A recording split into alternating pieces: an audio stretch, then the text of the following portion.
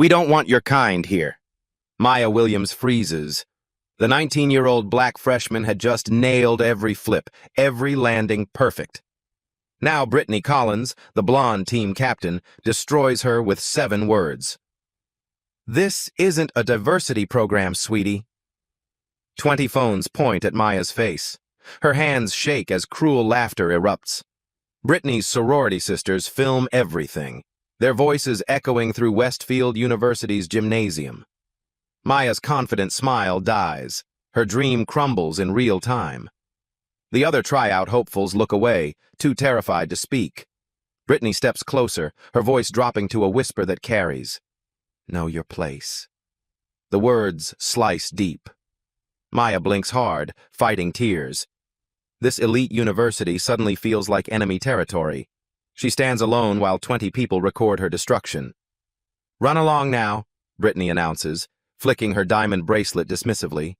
Find somewhere you actually belong. But Brittany Collins just targeted the wrong girl. She has no idea whose daughter stands before her. Have you ever watched privilege crush dreams through pure cruelty? What happens next will make bullies everywhere think twice. Westfield University sits like a crown jewel in Boulder, Colorado. Its pristine campus whispers old money and older traditions. Manicured lawns stretch between Gothic buildings where America's elite send their children to network, not just learn. The tuition alone costs more than most families earn annually. Maya Williams doesn't belong here by birth. She belongs by brilliance. The 19-year-old aerospace engineering freshman earned a full academic scholarship after graduating valedictorian from a San Diego public school. Her SAT scores broke school records. Her essay on NASA's Mars mission impressed admissions officers who typically see another trust fund baby bragging about charity work in Guatemala. While her roommates post Instagram stories from Aspen ski trips funded by Daddy's Platinum Card, Maya works 20 hours weekly at the campus bookstore. Every paycheck goes toward textbooks, meal plans, and basic necessities her scholarship doesn't cover. She's calculated that her monthly budget equals what some classmates spend on weekend shopping sprees. Her small dorm room tells the complete story. No designer furniture or daddy-funded decorations. No fresh flowers delivered weekly or care packages filled with organic snacks. Just NASA posters covering cinder-block walls, advanced calculus textbooks stacked like building blocks, and a single framed photo of a man in military dress uniform.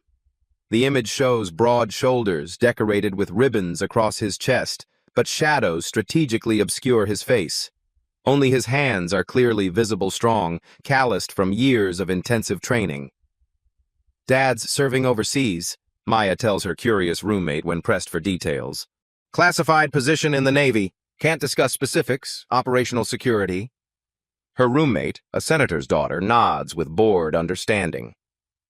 Military families are common enough in her social circle, though usually officers' children attend private academies, not public schools, requiring scholarships. Maya's mother, Sarah, calls twice weekly from their modest San Diego apartment. A pediatric nurse at Children's Hospital, she works double shifts to maintain their household while her husband serves extended deployments. Their conversations always follow familiar patterns. How are your classes, baby girl? Organic chemistry is challenging, but Professor Martinez says I have natural intuition for molecular structures. My aerospace engineering advisor thinks I'm graduate school material. Your father would be so proud. He always said you inherited his analytical mind and my stubborn determination. When is he coming home? Sarah's pause stretches longer each time. Soon, sweetheart. His current assignment is complex, but he calls when he can. Ask about your grades constantly. Maya's academic record speaks volumes. Perfect attendance, despite working 20 hours weekly. 4.0 GPA across advanced STEM courses that destroy most students' confidence. Already catching professors' attention with innovative approaches to complex problems. Her aerospace engineering advisor calls her NASA material and privately discusses summer internship possibilities at Johnson Space Center. But academic excellence means absolutely nothing to Brittany Collins. The 20-year-old junior rules Westfield's intricate social hierarchy with surgical precision. President of Kappa Alpha Phi sorority, she commands loyalty through strategic combinations of fear, social exclusion, and her father's substantial checkbook. Her off-campus luxury apartment costs more monthly rent than Maya's entire annual scholarship covers. Brittany learned manipulation early from observing her parents' strategic social climbing. Every friendship serves a purpose. Every slight gets remembered. Every favor comes with unspoken expectations for future returns. Her power stems from one unshakable source: Richard Collins. Brittany's father built Rocky Mountain Defense Systems from a small construction crew into Colorado's largest defense contractor. His company logo appears on half the major construction projects around Boulder. Government contracts worth tens of millions flow through his offices annually. More importantly for Westfield, his philanthropic donations keep the Board of Trustees extremely satisfied. The Collins family donated the new library wing, the upgraded athletic facilities, and the prestigious business school lecture hall bearing their name. Richard Collins chairs the fundraising committee that generated $20 million for campus improvements last year. When Collins speaks, university administrators listen with religious attention. Brittany learned early that money doesn't just talk. It screams so loudly it drowns out every other voice in the room. The cheerleading team represents her personal kingdom, carefully curated over 3 years of strategic control. For 15 years, it remained predominantly white, blonde, and wealthy. Each member's family contributes substantially to university fundraising efforts. Coach Amanda Peterson, a former college cheerleader herself, desperately wants progressive change but lives in constant fear of losing her position. Tradition matters deeply here, Brittany reminds Peterson during private conversations. My family has invested significant resources maintaining these standards. Consistency in team composition reflects institutional values. The unspoken threat hangs heavy as storm clouds. Cross the Collins family, lose your job, find yourself blacklisted throughout Colorado's tight-knit athletic community. Dean Robert Harrison operates under identical pressure. The career administrator has watched Richard Collins's influence expand methodically for 2 decades. When Collins expresses concerns about university policies, changes happen immediately. Federal research grants and donor relationships keep Harrison's office functioning smoothly. Maya's arrival disrupts this carefully maintained ecosystem like a stone through glass. Her scholarship threatens the comfortable narrative that only wealthy students deserve Westfield's exceptional opportunities.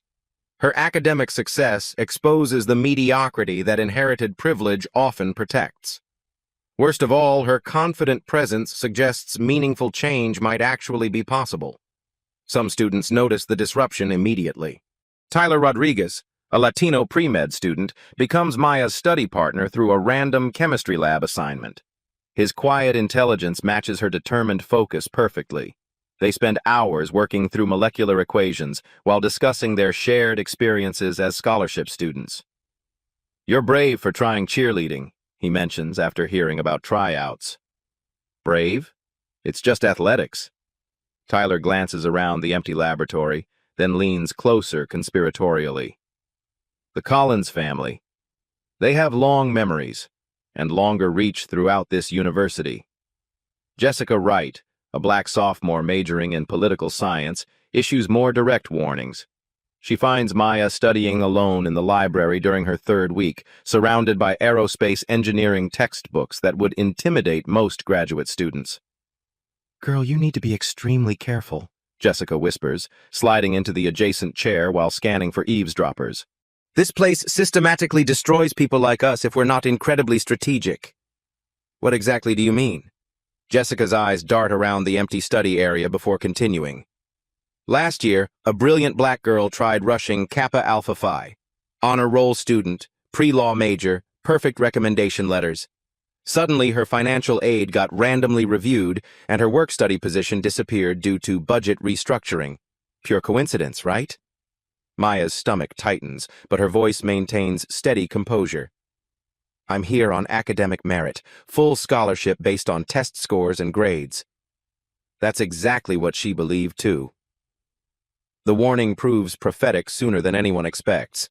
Maya approaches Coach Peterson's office 3 days after tryouts. The hallway smells like disinfectant and broken dreams. Through the glass door, she watches Peterson shuffling papers with obvious discomfort. "Coach, could we discuss the team selection?" Peterson doesn't look up immediately.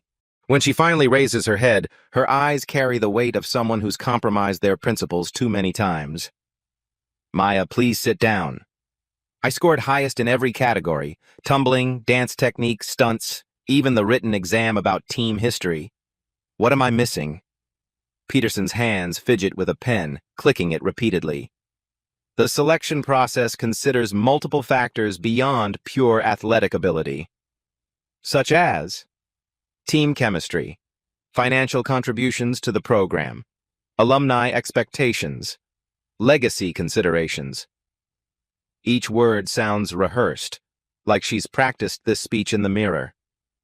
Maya leans forward. "Which of those factors disqualifies me specifically?" The clicking stops. Peterson finally meets her eyes.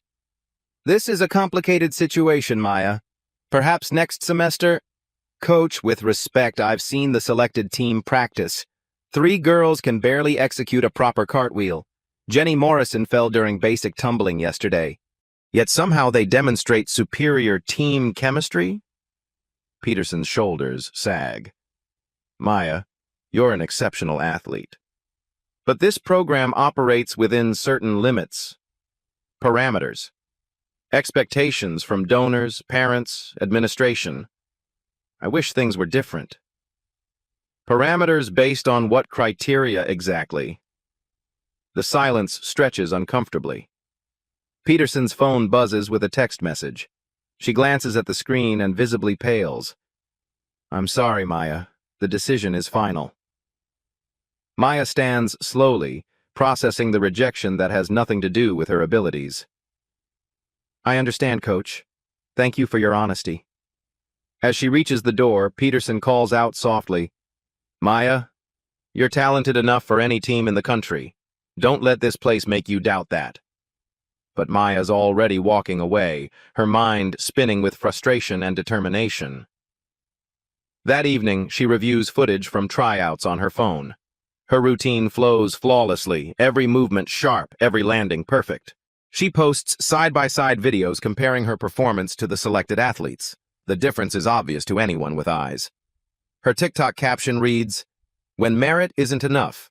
Westfield University Cheerleading Tryouts 2025. You decide what's fair." Within hours, the video explodes across social media. Comments pour in from students nationwide sharing similar experiences.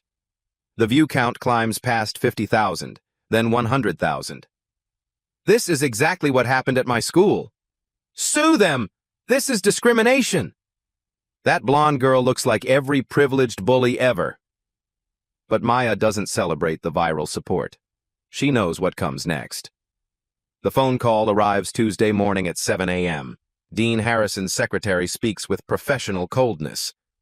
"Miss Williams, Dean Harrison requests your immediate presence in his office. This is regarding a disciplinary matter." Maya's stomach drops. She dresses carefully, choosing professional attire that commands respect. Walking across campus, she notices stares from other students. Some offer supportive nods. Others whisper behind her back. Harrison's office reeks of old leather and older power. Diplomas cover the walls like shields. The dean sits behind an enormous desk, his expression carefully neutral.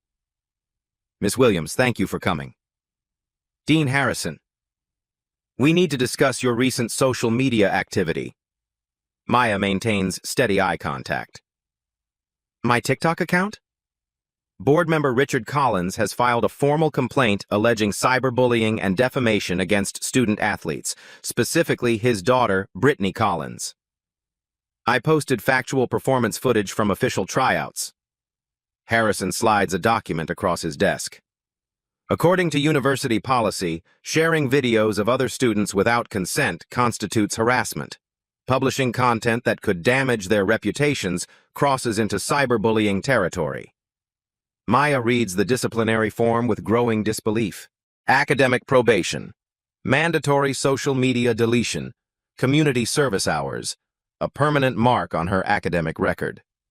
Sir, I shared objective evidence of discriminatory practices. Truth can be subjectively interpreted, Miss Williams. One person's evidence becomes another person's attack. So documenting discrimination makes me the bully? Harrison's discomfort is obvious, but his voice stays firm.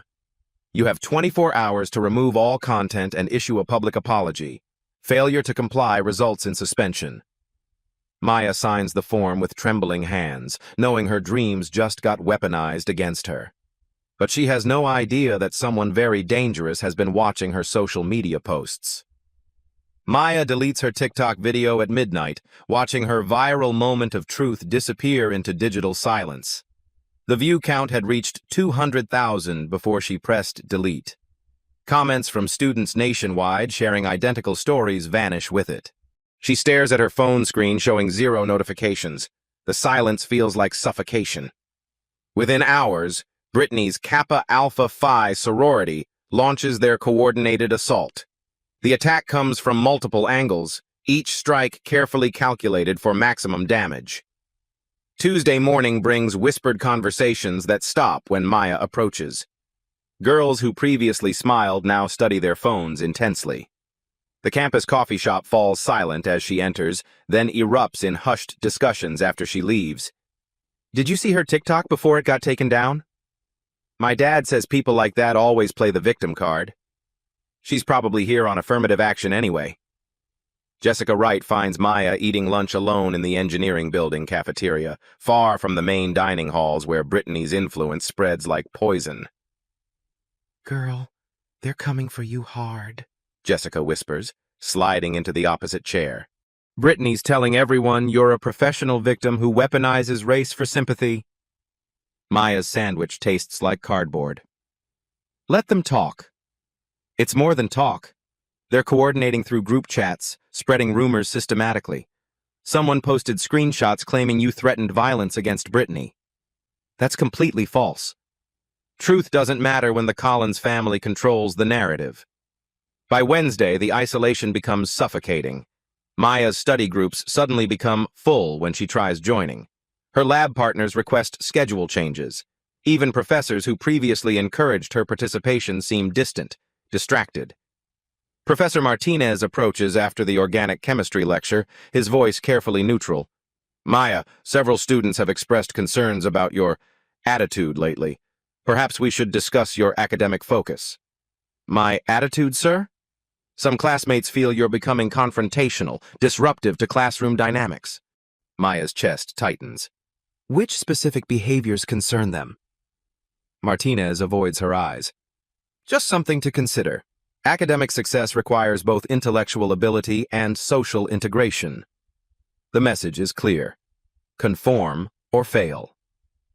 Thursday brings academic sabotage disguised as accidents. Maya's semester-defining aerospace engineering project disappears from the secure laboratory overnight. Months of calculations, prototype designs, and research data gone. The project represents 40% of her final grade and her primary qualification for NASA internship applications. She reports the theft to campus security immediately. Officer Davis, a middle-aged man with kind eyes, listens sympathetically while taking notes. Any idea who might want to damage your work?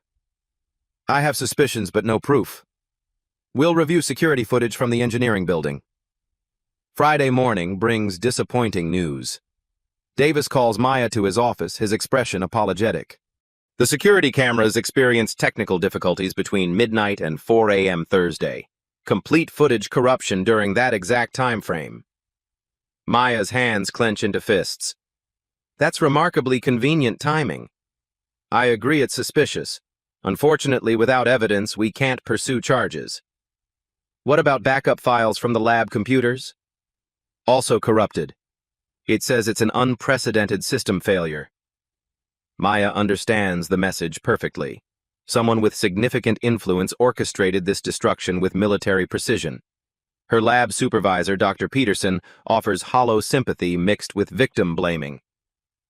Maya, perhaps you should have backed up your work more carefully.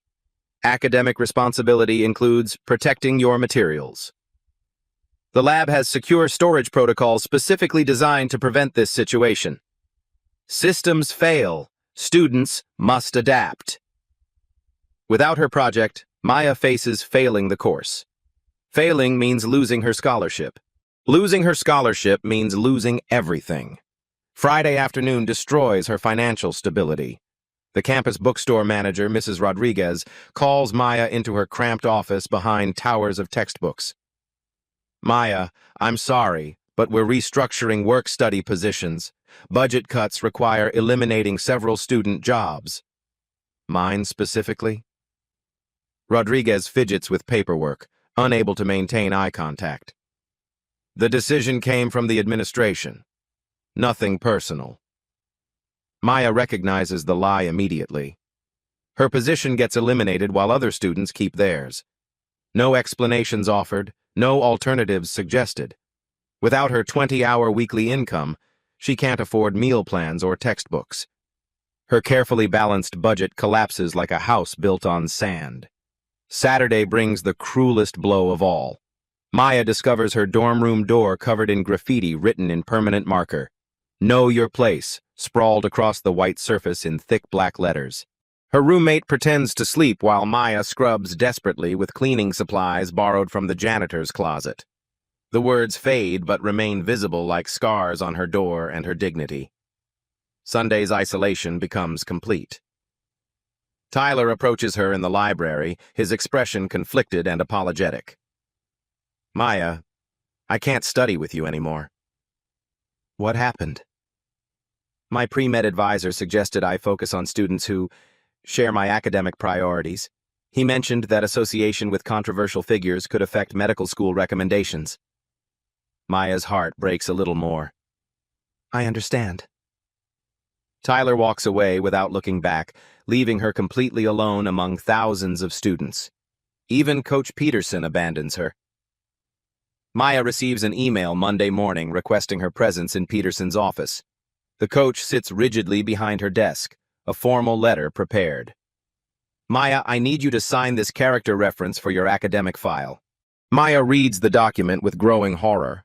Peterson describes her as academically capable but socially disruptive, with difficulty integrating into team environments, and tendency toward confrontational behavior when facing constructive criticism.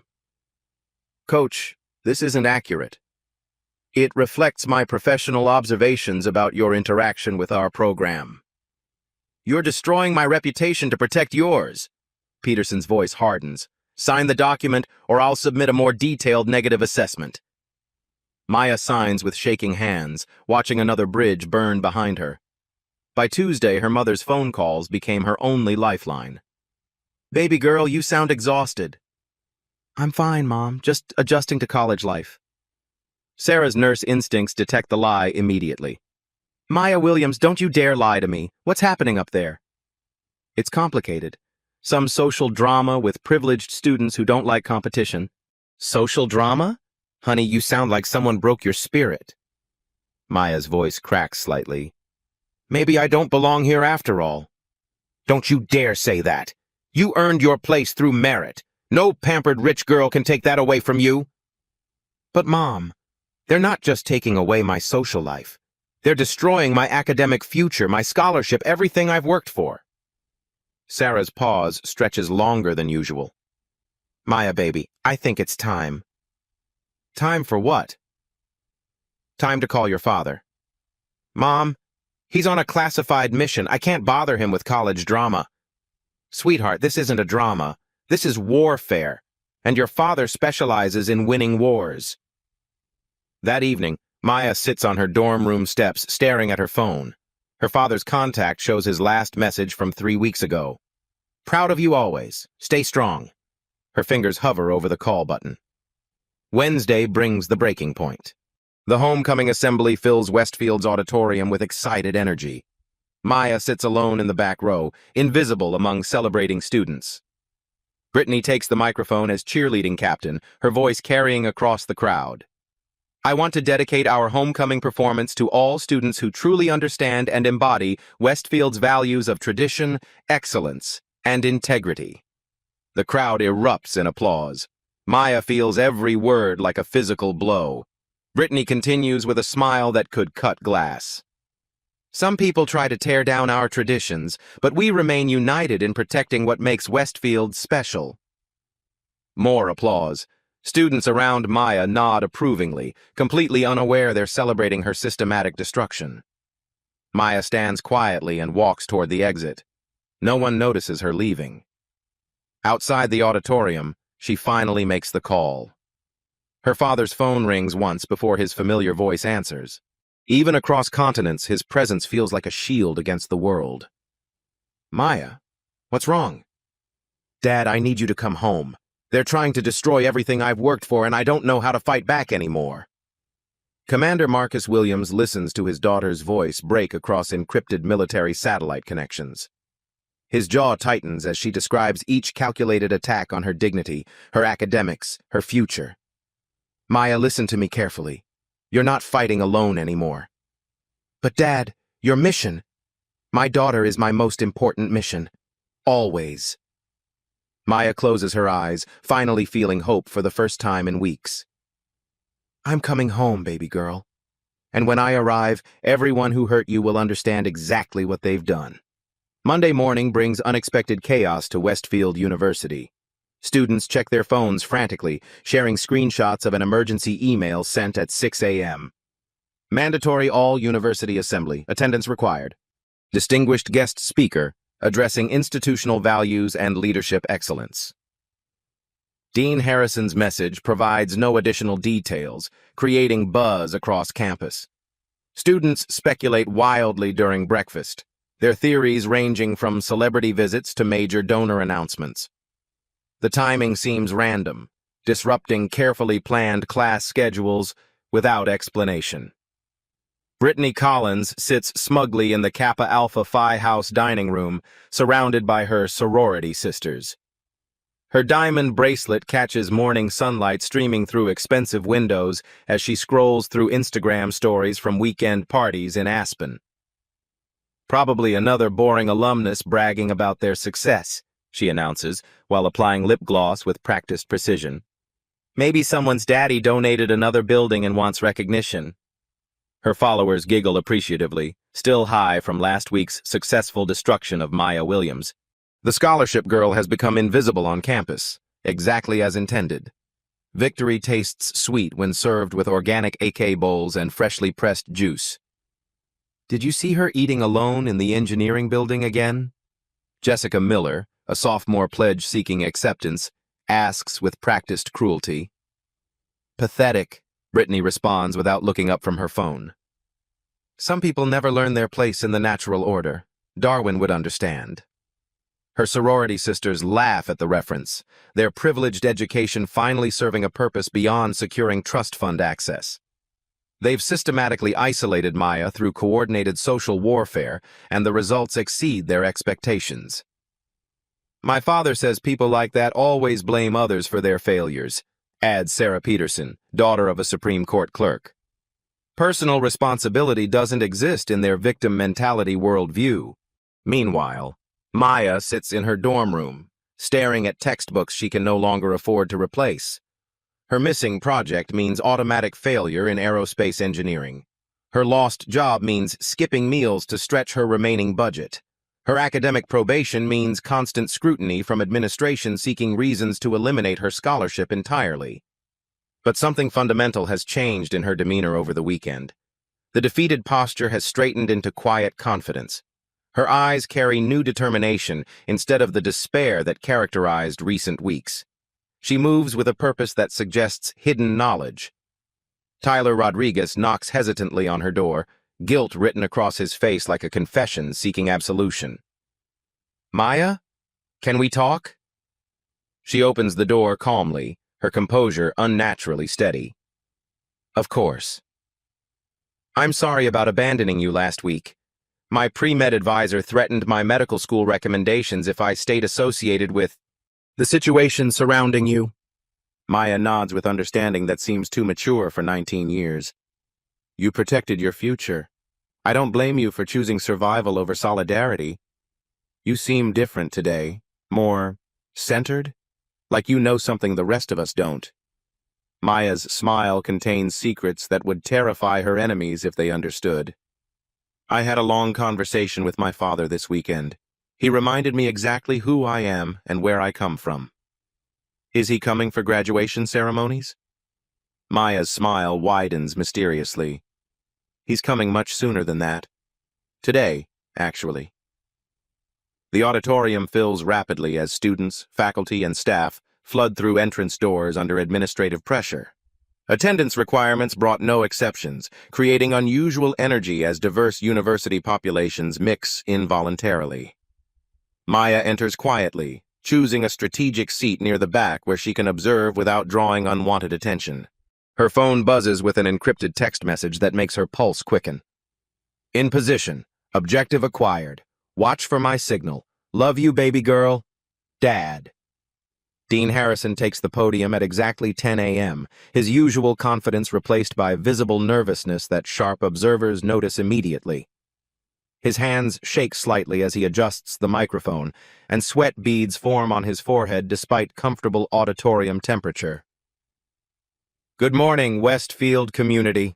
Today we're honored to host a distinguished speaker addressing leadership principles, institutional integrity, and organizational accountability measures. The crowd settles into polite attention, expecting another forgettable presentation about alumni achievements or donation campaign launches. Students check social media discreetly, while faculty review lecture notes for classes being postponed. Harrison continues with obvious discomfort, reading from prepared remarks that sound stilted and unnatural. Our speaker brings decades of experience in high-stakes organizational leadership, ethical decision-making under pressure, and accountability implementation in complex institutional environments. Several board members shift uncomfortably in the VIP section, sensing undertones they can't quite identify. Please welcome our distinguished guest. The auditorium doors open with military precision that cuts through the casual academic atmosphere like a blade through silk.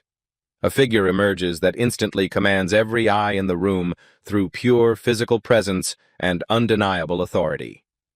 Commander Marcus Williams enters wearing full navy dress blues that transform the entire space into something approaching a courtroom. His chest displays ribbons that tell stories of courage few civilians could comprehend. Bronze Star with Combat V, Purple Heart with Gold Star, Navy Cross, Combat Action Ribbon, Presidential Unit Citation. His bearing radiates authority that makes grown men straighten unconsciously, while women hold their breath in recognition of genuine power rather than inherited privilege. Maya's breath catches despite knowing he was coming.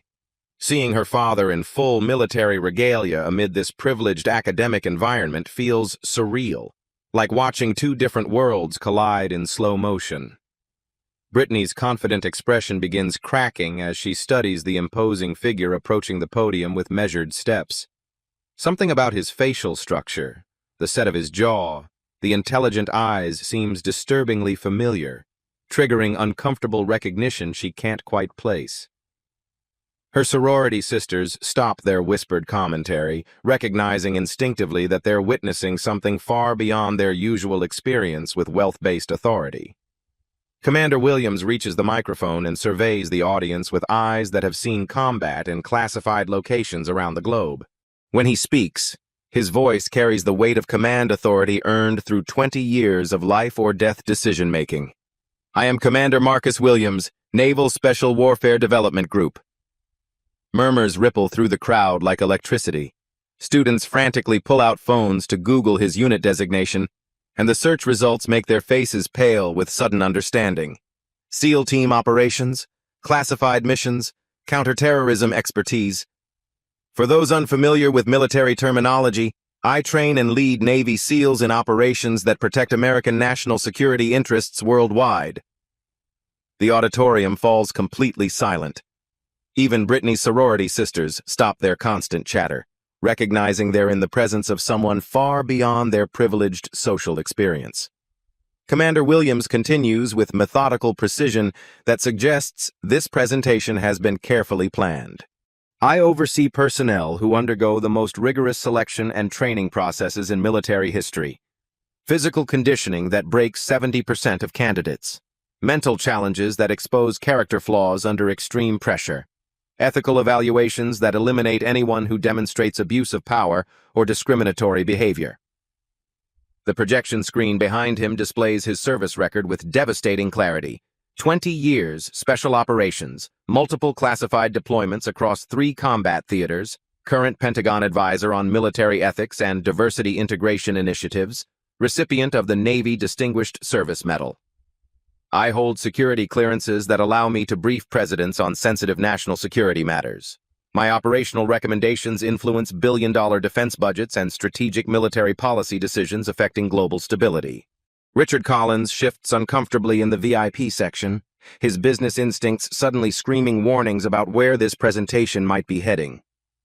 My current assignment involves advising senior military leadership on diversity integration, bias elimination, and equal opportunity enforcement across all service branches. Commander Williams pauses, allowing the implications to settle over his audience like morning fog. But today I'm here in a fundamentally different capacity. The silence becomes oppressive as 2,000 people hold their breath collectively. I am also Maya Williams's father. The revelation detonates like a flashbang grenade in the center of the auditorium. Every head whips toward Maya, who sits calmly in the back row, her expression finally readable as quiet pride mixed with anticipated vindication. Brittany's face drains of color so rapidly that her foundation becomes visible against her suddenly pale skin. The implications crash over her like a tsunami, destroying every assumption about power dynamics that has governed her entire existence. Her sorority sisters exchange terrified glances, suddenly understanding that their coordinated harassment campaign has targeted someone with family connections to the most elite military unit in American history. Commander Williams allows the shock to reverberate before continuing his methodical dismantling of institutional complacency. Miss Brittany Collins, please stand. The command carries military authority that brooks no disobedience, delivered with the tone used to address subordinates who have violated direct orders under combat conditions. Brittany rises on shaking legs that barely support her trembling form, 2,000 pairs of eyes focused on her visible terror. Her diamond bracelet feels like a handcuff as she realizes her privileged protection has evaporated completely. You informed my daughter that she doesn't represent your university's image. You orchestrated systematic harassment campaigns designed to destroy her academic future through coordinated psychological warfare. You violated her constitutional rights to equal treatment under federal civil rights legislation. His voice never rises above conversational level, but every word carries devastating precision that cuts through pretense like military-grade equipment through civilian defenses. In the United States military, we have specific terminology for this conduct. Conduct unbecoming an officer. Leaders who demonstrate discriminatory behavior based on race, gender, or socioeconomic status face immediate removal from command positions and potential court-martial proceedings under the Uniform Code of Military Justice. Brittany tries to speak, but no words emerge from her constricted throat as she faces accountability for the first time in her privileged existence. Commander Williams continues his systematic demolition of institutional protection. Ms. Collins, you operate under the assumption that your family's financial influence grants immunity from legal and moral consequences. You've weaponized administrative processes against a 19-year-old student whose only offense was academic excellence while black. The audience watches in stunned silence as inherited privilege meets professional accountability in real time, creating a masterclass in power dynamics that no textbook could adequately capture. Allow me to share some operational intelligence about consequences in the adult world. The screen displays evidence that makes the auditorium collectively gasp. Security footage recovered through military intelligence networks shows Brittany's associates vandalizing Maya's door at 2:47 a.m. Digital forensics traces the harassment campaign through encrypted social media networks with timestamps and IP addresses. Financial records reveal Collins' family donations strategically timed with discriminatory administrative decisions. Every attack on my daughter has been documented, analyzed, and prepared for federal prosecution under Title VI of the Civil Rights Act of 1964. Richard Collins attempts to stand, his face flushed with indignation, but Commander Williams' gaze freezes him in place like a deer caught in headlights. Mr. Collins, your company Rocky Mountain Defense Systems currently holds $47 million in classified Navy contracts requiring the highest security clearances. Collins' face goes ashen as he realizes the complete scope of his vulnerability. Companies that demonstrate institutional bias against federally protected classes face immediate contract suspension pending comprehensive Department of Defense investigation.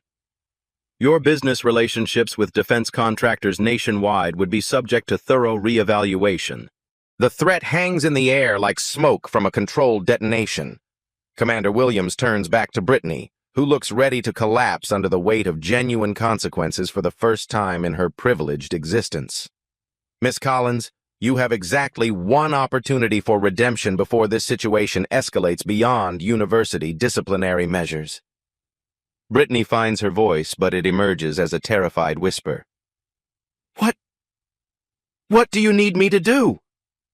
You will issue a comprehensive public apology acknowledging your discriminatory conduct and its impact on my daughter's academic experience.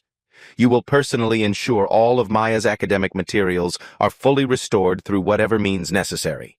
You will submit to mandatory bias counseling and perform 200 hours of community service focused on civil rights education.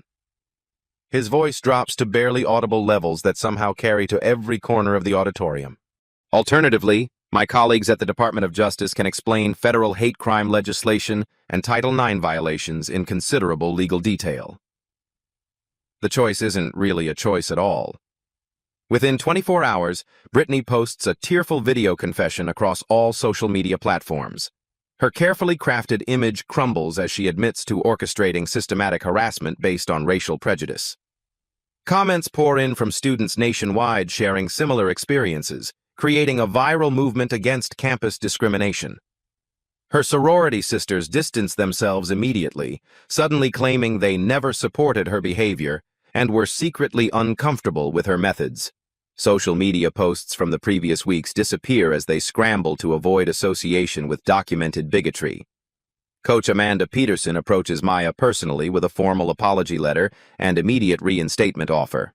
Maya, I want you to know that I compromised my principles under administrative pressure. That doesn't excuse my behavior, but I hope you'll consider rejoining our program. Maya considers the offer carefully before responding with grace that impresses everyone present. Coach, I appreciate your honesty. I'll accept regular team membership, but I want to earn any leadership positions through merit and teamwork, not sympathy. Peterson nods with genuine respect. That's exactly the attitude we need on this team. Dean Harrison implements sweeping policy changes within 48 hours, creating anonymous bias reporting systems, mandatory diversity training for all personnel, and independent review boards for disciplinary actions. The speed of implementation reflects his terror at potential federal oversight. Maya's aerospace engineering project mysteriously reappears in the laboratory with a note from IT claiming they discovered backup files during routine system maintenance. Her grades are corrected immediately, and her scholarship is renewed with additional research opportunities that weren't previously available. Dr. Peterson, the lab supervisor, approaches Maya with obvious embarrassment.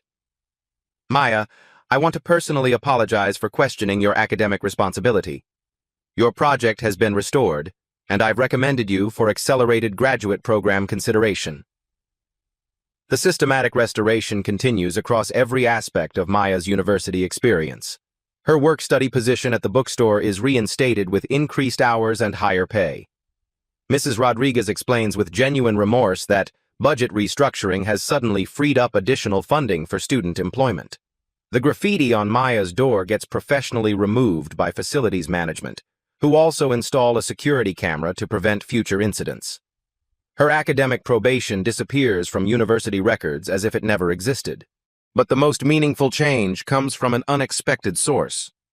Brittany approaches Maya privately in the library during her first week back on campus after mandatory counseling sessions. Her designer clothes have been replaced with simple, appropriate attire that suggests genuine introspection rather than performative humility. Maya, I know my apology can't undo the harm I caused, but I need you to understand something. Maya looks up from her advanced propulsion systems textbook, curious about this dramatically different version of her former tormentor. I was raised to believe that my family's wealth was proof of our superiority, that people like you were threats to what we deserved by birthright. I know now how poisonous and wrong that thinking was. Her voice carries genuine shame rather than practiced manipulation. I've started volunteering at the Colorado Civil Rights Commission, learning about the real impact of discrimination. I want to use whatever privilege I have left to fight the system that created me. Maya considers the offer carefully, recognizing authentic remorse when she sees it. Brittany, I can offer forgiveness, but trust must be earned through consistent actions over time, not grand gestures. I understand. Thank you for giving me the chance to try. Tyler Rodriguez returns to study sessions with Maya, bringing along other students who previously avoided her due to social pressure. Their chemistry lab becomes a diverse group focused on academic excellence rather than social hierarchies. Maya, I learned something important about courage from watching you handle all this, Tyler admits during a late study session. You never compromised your dignity, even when they tried to destroy everything else. Maya smiles with hard-earned wisdom. My father taught me that integrity isn't about what you do when people are watching. It's about who you remain when they try to make you disappear. The following Friday brings ultimate vindication. At the homecoming football game, Maya leads the cheerleading squad in a routine choreograph to highlight every member's individual strengths rather than enforcing conformity. The crowd erupts in thunderous support as her story has become campus legend. Commander Williams watches proudly from the VIP section beside Sarah, both parents beaming as their daughter claims her rightful place through talent, perseverance, and unshakable character. Maya's social media accounts gain verification check marks as her story inspires students nationwide to document and fight discrimination with dignity and strength. But the victory extends beyond personal vindication. Westfield University implements the most comprehensive anti-discrimination policies in Colorado higher education. Anonymous reporting systems handle dozens of complaints monthly, creating systematic change that protects vulnerable students across all demographics. Richard Collins faces federal investigation into his company's employment practices, leading to industry-wide reforms in defense contracting diversity requirements. Most importantly, Maya's academic trajectory accelerates beyond her wildest expectations. NASA Johnson Space Center offers her a summer internship position typically reserved for graduate students. Her research into advanced propulsion systems attracts attention from aerospace companies seeking innovative young talent. Maya, your resilience under pressure demonstrates exactly the qualities we need in future space exploration leaders, her advisor explains, while reviewing internship applications. You've proven that character matters more than privilege in real achievement. 6 months later, Maya stands before another auditorium as student government president, addressing incoming freshmen about belonging, merit, and standing up against injustice. Her father sits in the front row, no longer in military uniform, but wearing the proud expression of someone who raised a daughter capable of changing the world.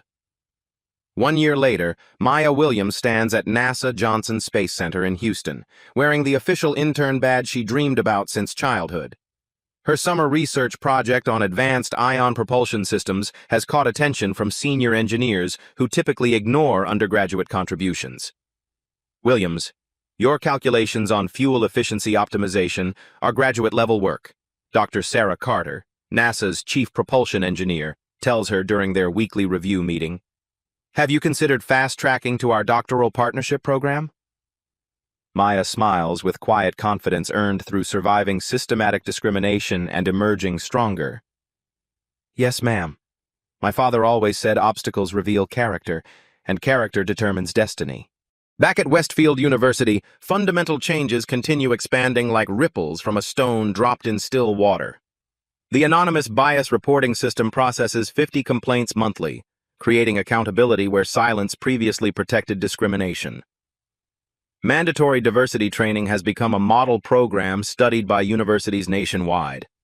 Brittany Collins serves her final community service hours at the Colorado Civil Rights Commission, where her transformation from privileged aggressor to genuine advocate has surprised even skeptical staff members. "I used to think equality meant taking something away from me," she reflects during a workshop she now leads for wealthy students learning about privilege and responsibility. "I understand now that justice expands opportunity for everyone, including people who looked like me, but never really knew who they were." Her family's defense contracting business operates under federal diversity compliance monitoring, implementing hiring practices that prioritize merit over connections. The changes have actually improved company performance by attracting talent previously excluded from consideration. Coach Amanda Peterson leads Westfield's most diverse cheerleading team in conference history. 3 of her athletes have earned academic scholarships to prestigious universities, proving that excellence comes in many forms when given authentic opportunities. Maya taught us that real team chemistry comes from respecting each member's unique strengths, Peterson explains to visiting coaches seeking to replicate their success. "Homogeneity isn't unity, it's just comfortable prejudice disguised as tradition." Tyler Rodriguez attends medical school at Harvard, where his research on healthcare disparities has attracted attention from the Centers for Disease Control. His friendship with Maya taught him that courage is contagious when people choose solidarity over self-preservation. Dean Harrison has transformed Westfield's administrative culture by prioritizing student welfare over donor appeasement. Federal funding has increased dramatically as the university demonstrates genuine commitment to equal opportunity rather than performative diversity initiatives. Commander Marcus Williams retired from active duty to serve as Director of Ethics and Leadership at the Pentagon, where his daughter's experience informs policy protecting military families from discrimination. His final mission proved that sometimes the most important battles happen in conference rooms and courtrooms rather than combat zones. Maya's story has inspired documentary filmmakers, civil rights organizations, and educational reformers working to eliminate institutional bias from American higher education.